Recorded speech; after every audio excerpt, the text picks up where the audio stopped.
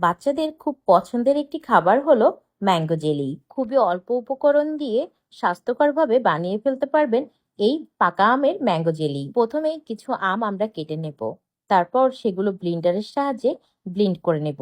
Blender করার সময় আমি দিয়ে দিয়েছিলাম সামান্য পরিমাণের লবণ, তারপর একে একে দিয়ে দেব চিনি, স্বাদ মতো দিয়েছিলাম সামান্য পরিমাণ পানি, দিয়েছিলাম গুঁড়া দুধ, আর দিয়েছিলাম আগার আগার পাউডার। দিয়ে ভালোভাবে মিশিয়ে নিতে হবে।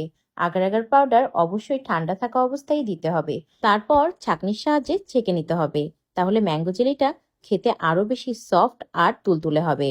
তারপর চুলায় দিয়ে বলক আসা পর্যন্ত ওয়েট করতে হবে। বলক আসলে নামিয়ে ফেলতে হবে। তারপর যে পাত্রে সেট করবেন সেই পাত্রে ঢেলে নিতে হবে। ওয়েট করতে হবে একটু ঠান্ডা হওয়ার জন্য 10 মিনিট মতো। আধা ঘন্টা মতো ফ্রিজে রেখে দিতে হবে, তাহলে ভালোভাবে জেলিটা সেট হয়ে যাবে। সেট হয়ে গেলে ইচ্ছা মতো শেপে কেটে নিতে পারেন। এইভাবে ম্যাঙ্গো জেলি বানালে খেতে অনেক বেশি মজার হয়, আর বাইরের তুলনায় অনেক বেশি স্বাস্থ্যকর হয়।